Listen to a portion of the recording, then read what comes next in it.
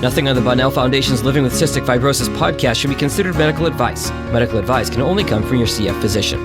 Cystic fibrosis can be a devastating diagnosis, but living with the disease can bring positivity and a new appreciation for each day.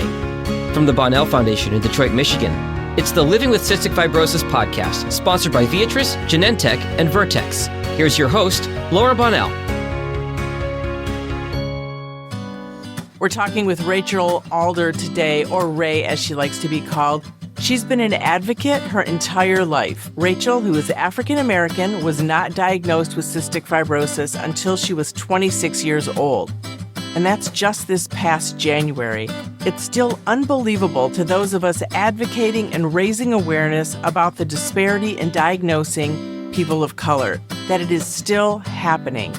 As a reminder, anyone, regardless of race, can be diagnosed with cystic fibrosis. It's a genetic disease.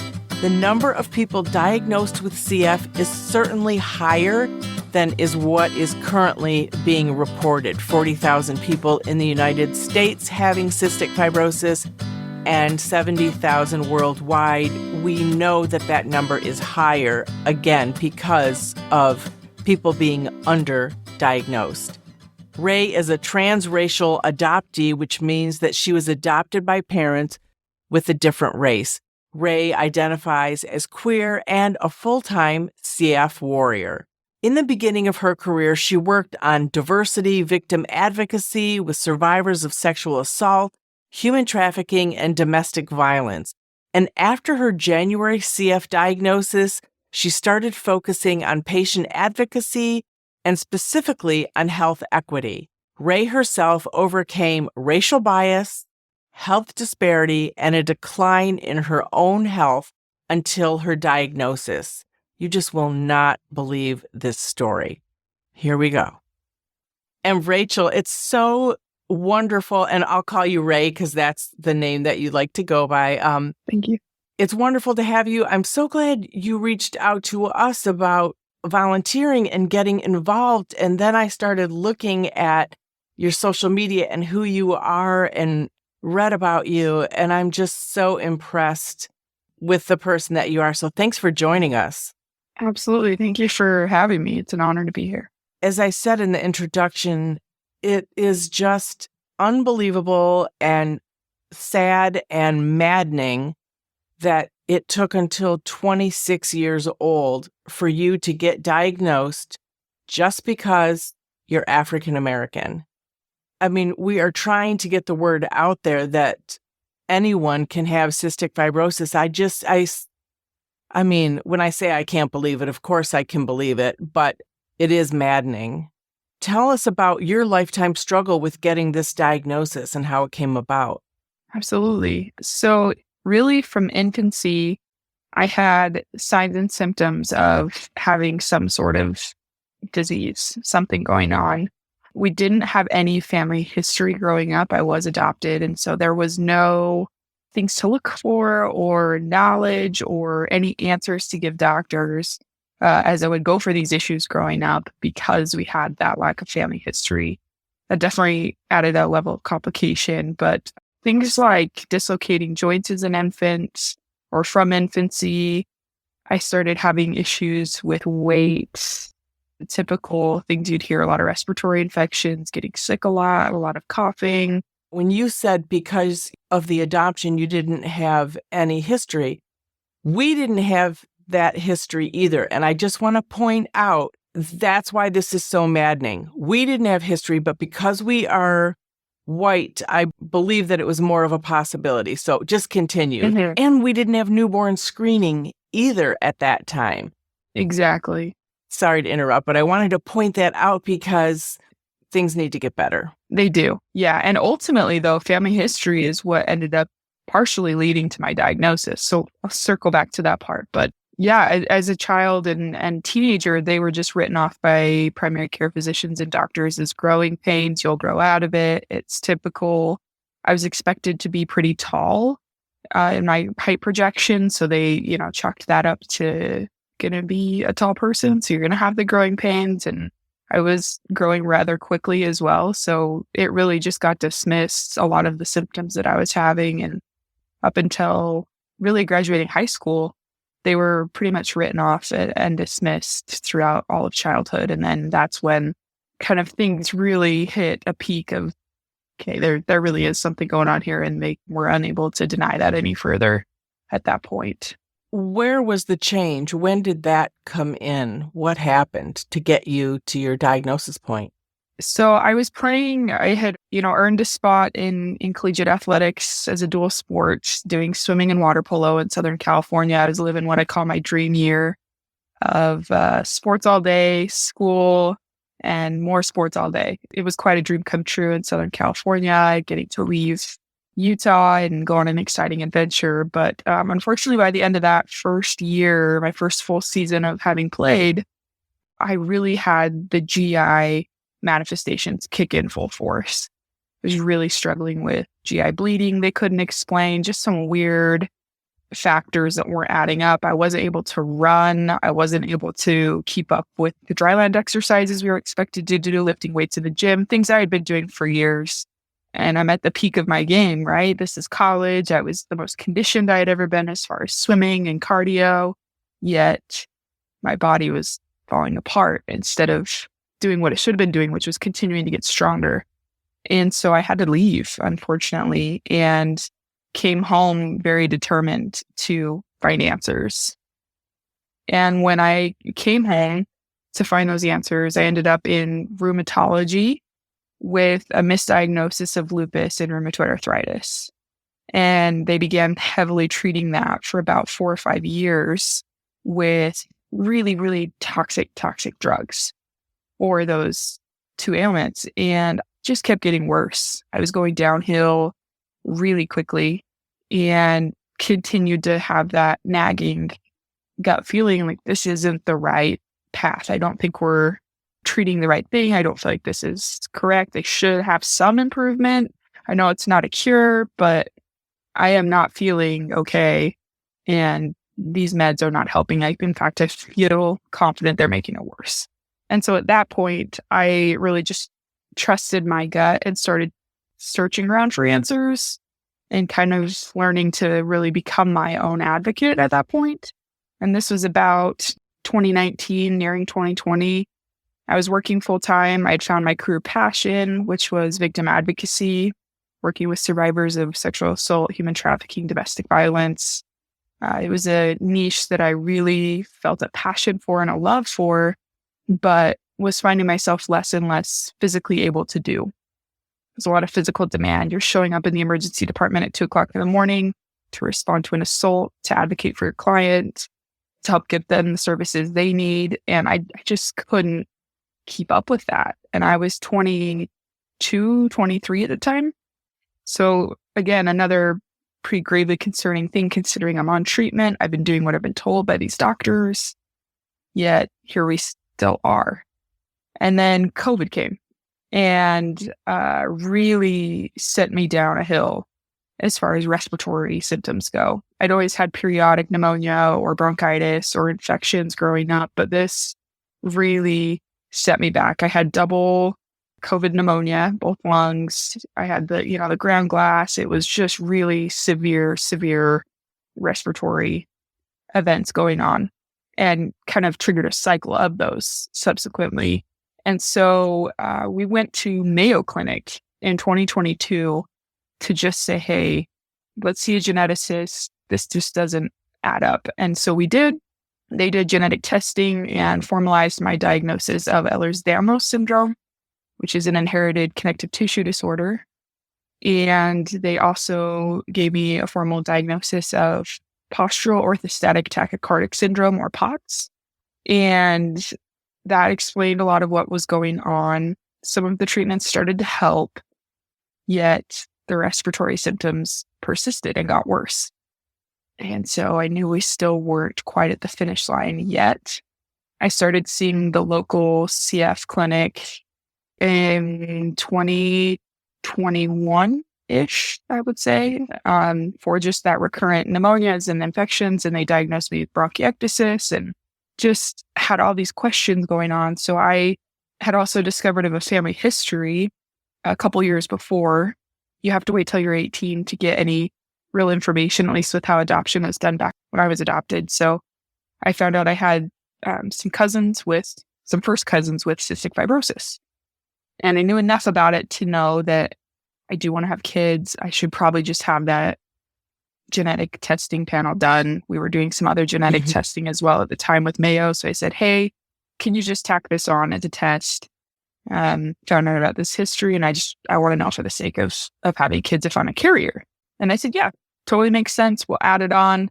And I got quite the surprising call 3 weeks later that, hey, these other tests are okay, but the cystic fibrosis, the CFTR panel came back interesting. And I said, what's interesting about it? I didn't, my knowledge of CF is that you could only be diagnosed at birth at this point, and that was really the gist of what I knew about it. And so she said, you have 2 mutations. And I said, okay, so I'm a carrier, right? And that's not ideal, but there's ways to work around that and whatnot. And she said, no, 1 gene's a carrier, 2 means that you would typically have CF. And I said, but I'm an adult. And she said, yeah, I know, we're going to refer you to some people. And, really tried to just kind of talk down the conversation, I think, a little. So I didn't maybe panic in the moment, because I had no clue what was beginning, thankfully, I think, too. I was a little naive, which I think was a good thing at the time. And that's when I had my first referral to CF clinic. Again, about 2021. But when I went there and we did the sweat testing, it was negative. And so then everyone's confused. I had the symptoms. I had the genetic testing confirmation. I had the family history confirmation, yet this sweat test is really confusing everyone. It was quite perplexing. So they treated me as a or the term atypical CF was used in my treatment.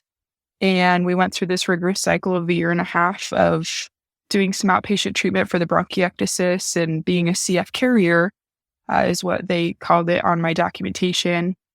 And just a vicious cycle of exacerbation, hospitalization, 2 weeks antibiotics, send me home, but then no CF treatment at home because I didn't have CF in their opinion. And so it just really created this rapid deterioration over a period of 1.5 years that was really scary and led all the way up until this last January. And in that 1.5 year time period, there was 10 or 11 hospitalizations. Wow. In under 2 years. And so I was just there all the time. And the stuff they were giving me in the hospital were typical CF treatments like Pulmozyme, things like that. And I was getting better inpatient. They were helping. I was getting enzymes through my tube feeds at the time. And I would start to do really, really well at the end of those admissions and then get sent home. Well, we can't send you home with any of those things because you don't have CF. Okay, but they're helping me get better and you're sending me home to nothing new. And so it was just this really frustrating and confusing kind of cycle of almost gaslighting, if you will. Why are we treating me with these things then if I don't need them, but you're giving me to them here and not at home, and then I get worse. So I don't understand this cycle. I don't feel like this is good for my body. And so this January was my last one of those hospitalizations. Same thing, 10 days, antibiotics, got better, sent me home, nothing new. And I knew if I kept doing that cycle, I really felt like I was going to die. If we just kept doing this over and over again, I didn't know how much more I could take. Right. And so I reached out of desperation to a cystic fibrosis group on Facebook. Thank heavens I did, and just said, hey, SOS here, like this is what's happening. This doesn't feel right to me. Can one of you maybe explain to me if I'm wrong here or if I'm crazy? Am I incorrect in this thinking? And they said, you need to get in touch with Michelle and Terry right now. Oh my gosh, great advice. Yes, they connected me right then and there on Facebook to Michelle and Terry Wright. And anyone listening who doesn't know Michelle and Terry Wright, they started the National Organization for African Americans with Cystic Fibrosis. And Terry was not diagnosed until he was 54 years old because he's African American and doctors didn't think he could have CF. So continue.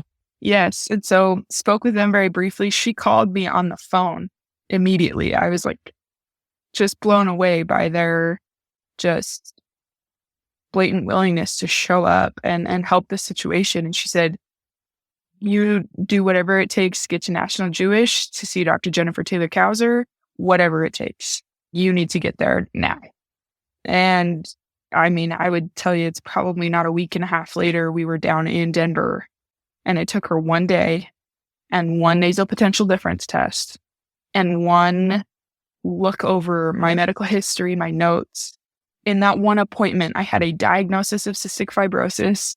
I had Trikafta prescribed. I had Pulmozyme prescribed. I had Cogsalt galore prescribed. I had every single thing I had been needing so desperately, really my whole life, but especially those last couple of years right there.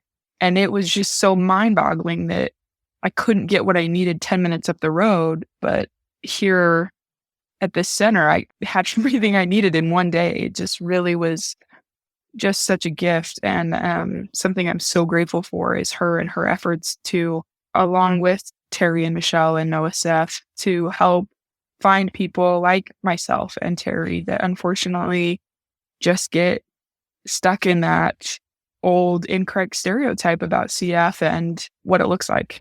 So sad doesn't even express how I feel about the misdiagnosis. I mean, this is 2023 and everybody's been working so hard to raise awareness. We just have to keep getting the word out because it is so sad. And like you, thank goodness you were 26 when you were diagnosed. I mean, you're half a lifetime ahead of when Terry was diagnosed, right? Exactly. So I guess that's progress, but it's definitely not where it should be. Yeah. But now you're advocating and you're part of the solution and you're part of the education and the advocacy, which is wonderful. We need you. So you get the diagnosis, and Dr. Jennifer, fabulous also. I have not met her in person, but she's wonderful. She's incredible. So you get this diagnosis. How do you feel? How does your family feel? And then how does your health journey start from January till now? It's only 4 months. Yeah. I would have to say, at first it was definitely this disbelief because it was the nasal potential test takes about 45 minutes. And as soon as that's done, we're in her office meeting with her. And it's just so matter of fact, like we're already talking about it as if that's already confirmed. I'm like, okay, wait. Can we go back for a minute? Because this has been years, of seeking this. So I really had to just have that clarification and kind of, I think validation was a crucial thing at this point after feeling gaslit for so long through this, CF journey of diagnosis that I just needed to take a moment and the profoundness of feeling heard and feeling seen are inexplicable in that moment. The sense of relief, the sense of feeling validated, believed, seen, but to also have it happening from a physician who looks like you, who is advocating for people like you.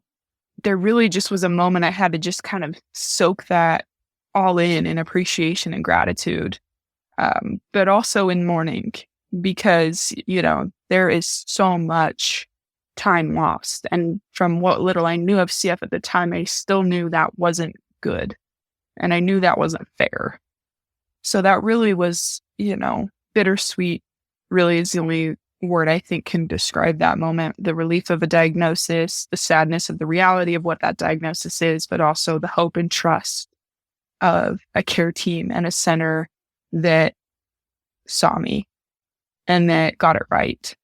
So really, trust was such a crucial piece to beginning that health journey that you mentioned. And also to my parents, my family, of them experiencing that validation of us being seen and heard and being in the right place for what was going on. I think it really was just a collective relief and a collective mourning at the same time. And then followed by a absolute mountain of a learning curve for all of us has been really where we've been at the last 4 months. Yeah, it is incredible. And as you told me, and I stated in the introduction, transracial adoption because your parents look different than you, do you think that played a role in the misdiagnosis also? I do. I think that definitely, plays a role. I think it's tricky to advocate for yourself as a person of color when your family members aren't people of color. That definitely makes things tricky. I think it's confusing for doctors. And I also think that having that component of having been adopted, there's a lot of negative connotations with foster youth and those that have been adopted. I think medically, there's a tend to over-medicate those types of kids, like myself. That was something I experienced early on for being overactive and hyper, things like that. So, yeah, I think that all of those factors may have played into a little bit more dismissal, a little more kind of invalidation from physicians and the medical community in the beginning, especially. But yeah, it's a tricky thing to navigate when you're dealing with a racial disparity in healthcare, but you don't have that same understanding or experience in your own parents. It's a really complex thing to learn to navigate on your own. I bet, first of all, and I want to get back to that, but I wanted to ask you, did you go back to the original CF clinic that you were at, or living in Utah, are you flying to Colorado all the time for treatment? Yeah, I've chosen not to go back at this time. And so I am going back and forth to Colorado, which is very tricky. But I feel that I trust and I'm in the right hands there with Dr. Taylor Kauser. And it is just so critical to feel that element of trust and being seen with something as important and serious as treating cystic fibrosis. So for right now, that's the plan. And I feel confident going forward that way. And yeah, but I've been in contact with them and let them know about my diagnosis and, really hope to work with them to lessen this problem. That's really my biggest goal, to know that it's still happening is something that keeps me up at night, quite frankly. And how many more people of color have we missed in the system? How many more like myself and Terry are out there at whatever ages they may be that aren't getting this treatment and this access to healthcare right now? Mm-hmm. And that's definitely propelled my advocacy and my desire to share my story and get involved with NOSAF and be their patient ambassador to really help find the other ones out there. We have to. Absolutely. And, I wondered, was there any point, did you go back to your biological parents and say, hey, just so you know, I do in fact have cystic fibrosis? Was that important to you to do? That was recommended from the genetic counselor that I spoke to at the time of letting me know about the mutations. So I did. I let them know. I knew that on my biological father's side, there was some awareness because that's where there had been the family history. So I did let them know just to further that, but I know that they're very well educated and know what to look for. And I believe there had already been testing done, so it wasn't as important.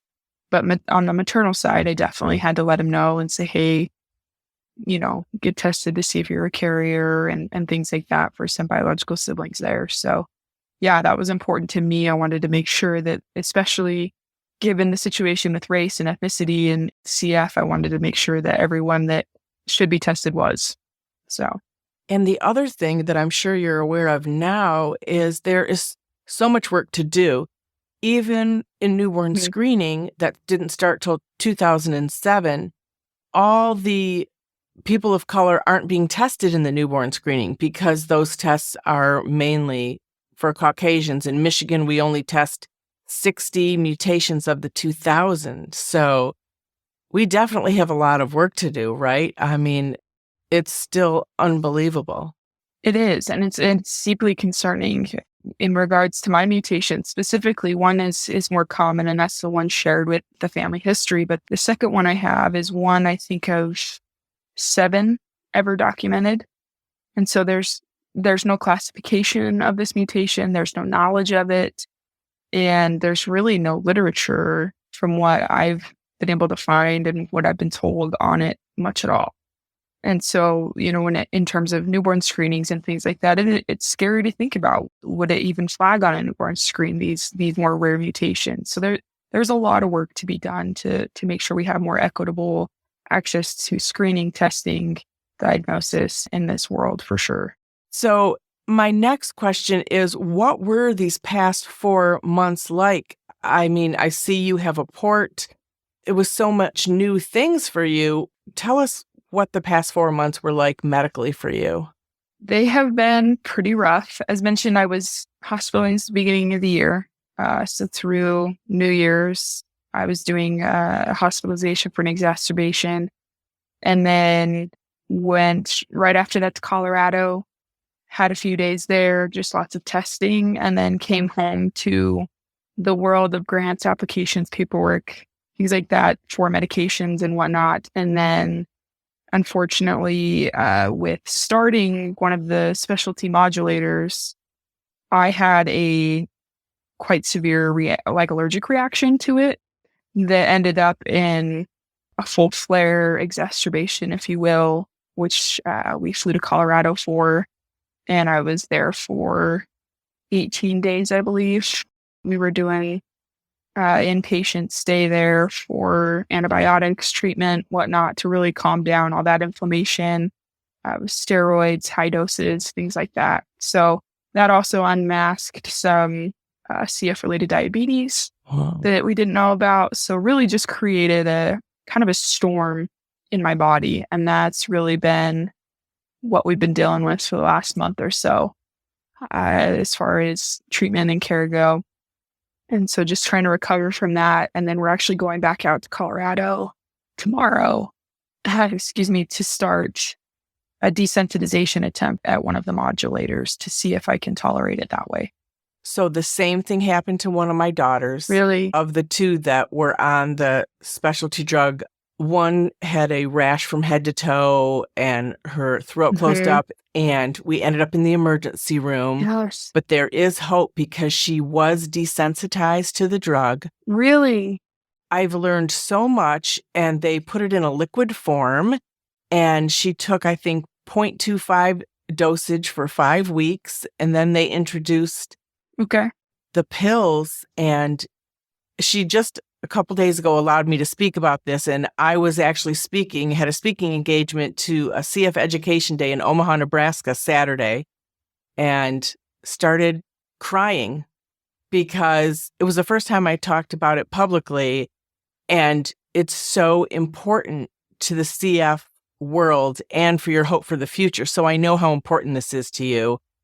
But I just hope and pray that this desensitization will work for you as it did for my daughter. Doctors and scientists, they're so smart. They just blow me away on a daily basis. So we're cheering you on with that.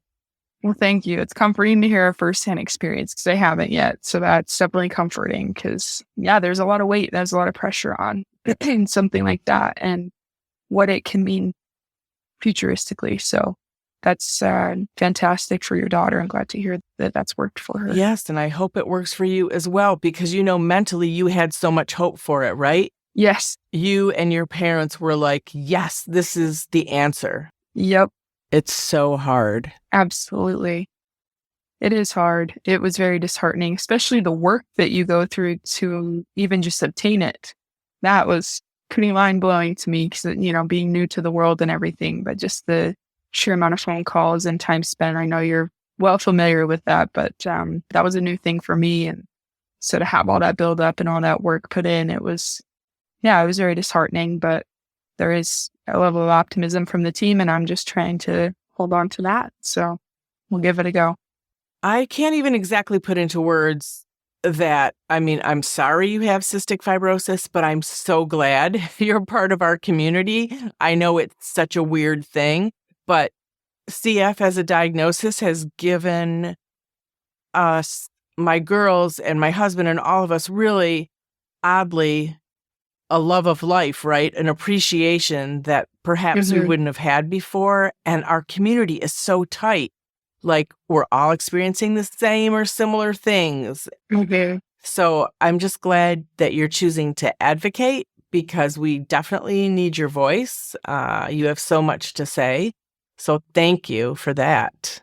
I appreciate it. It's definitely been a wonderful community to discover and to be welcomed into and to be educated by. And I mean, if it weren't for the community itself, I wouldn't have my diagnosis in the first place. That's what helped me get to the right place. And so my love and appreciation for the community will always be profound and that of gratitude. And so I want to do anything and everything I can to give back. You know, speaking and advocacy have been things that have been intricate parts of my life since early childhood. Being the only person of color in my community and my family, I had to learn how to have my own voice very early on and how to be willing to stand against the crowd and say what needs to be said. Otherwise, people won't have an opportunity to learn if you're not willing to do that. And sometimes that's a hard responsibility and burden to bear, but really it's just become what I feel my purpose and meaning to be, is out of advocacy, to be an advocate. And so to have one more realm to jump into advocacy with has actually been a very healing and exciting part of my journey, to take what I love to do, what my passion is, what my career has been, to apply it to a new world that has such a deep level of meaning and significance to me personally, but also that is just such important work, has been really the most healing part of my journey with cystic fibrosis thus far. I'm very grateful.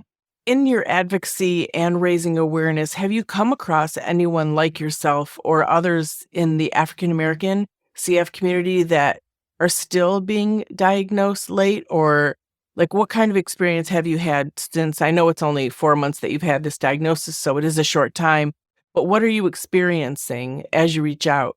Yeah. So having been named the patient ambassador for the National Organization of African Americans with CF, I've had some opportunities to connect with some other folks that are even in that actual process themselves of seeking proper diagnosis through the screening tool that Dr. Jennifer Taylor Kauser and Terry Wright and Michelle Wright came up with together. So I've had opportunities through them to find and connect with other folks that are in the process. I've also attended BreatheCon, which had a segment for BIPOC folk, which I was over the moon excited about. And I met some folks there that had been late diagnosed as well.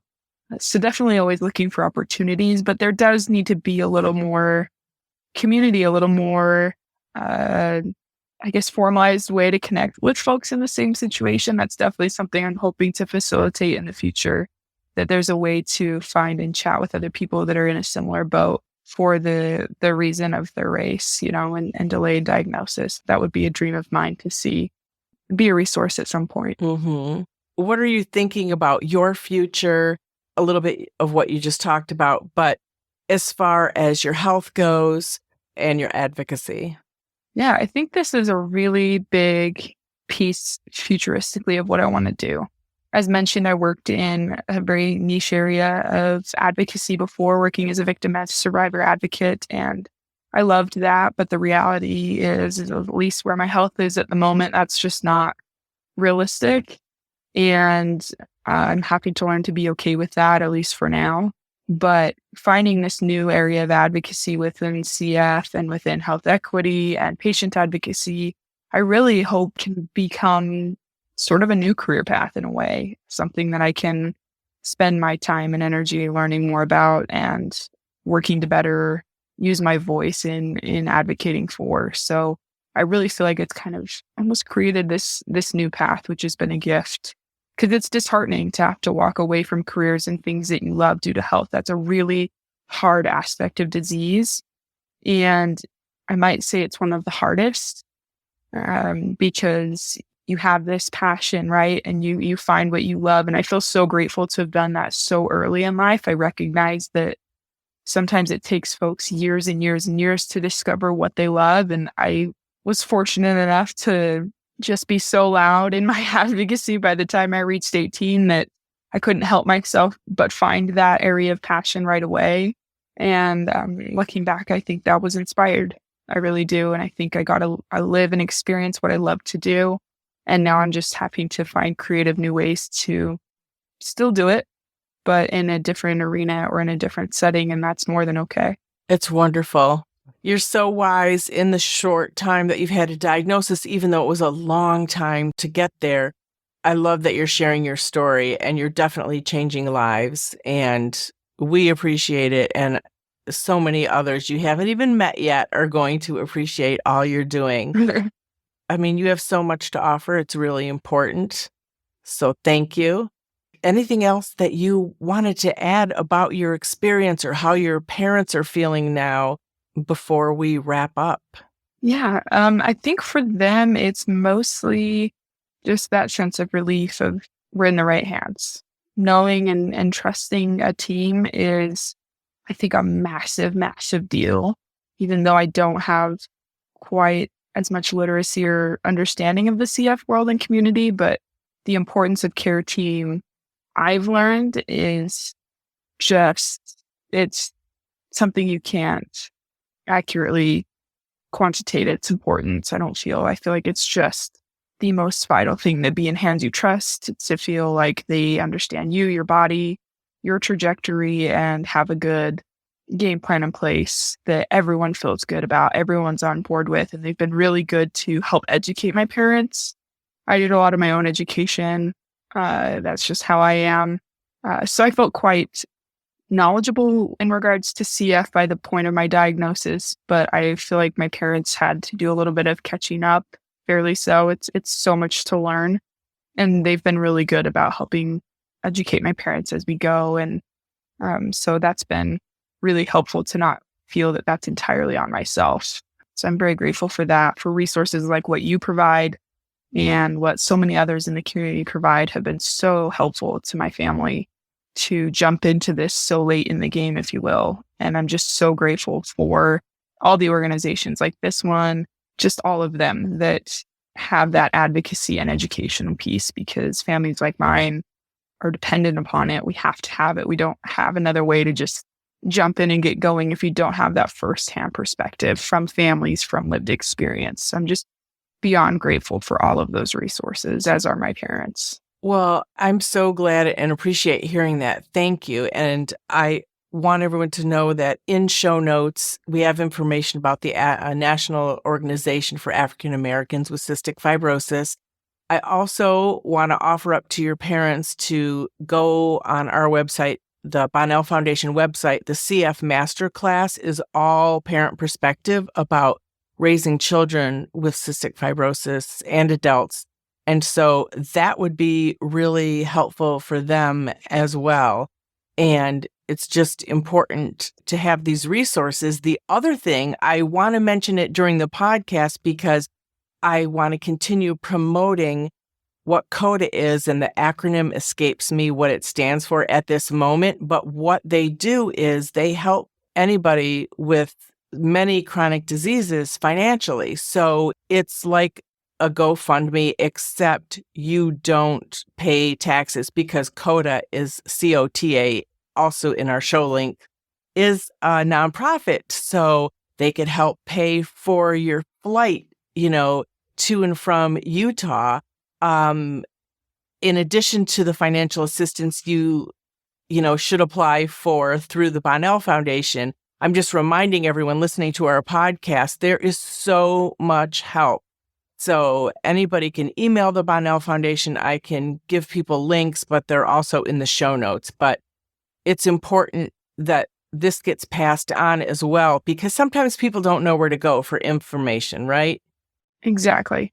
That's amazing. Yeah, that's been the thing that's blown me away the most about this community, is the support, the resources that are available, and just that general, like I said, willingness to come together and help each other out. It's a really, really beautiful aspect of the community, and one that's been very humbling to be on the receiving end of. So much, much gratitude to you, to everyone that's been part of that. Thank you. Well, thank you for doing this podcast with us and helping to raise awareness again about a diagnosis with cystic fibrosis. It was delightful to talk to you, and I know we'll be in contact much more in the future. Thank you, Rachel. I look forward to it. Thank you. I appreciate it. The original music in this podcast is performed by Kevin Allen. It's not complicated. Who happens to have cystic fibrosis. We all got our worries and fears. I know it's got you frustrated. but loving you is so alright. This has been the Living with Cystic Fibrosis podcast. For more information and to learn more about the Bonnell Foundation, visit our website at thebonnellfoundation.org. That's the BONNELL Foundation.org. This podcast was sponsored by Viatris, Genentech, and Vertex. It was produced by Jag and Detroit Podcasts. Follow our show on Apple Podcasts, Spotify, or wherever you're listening right now.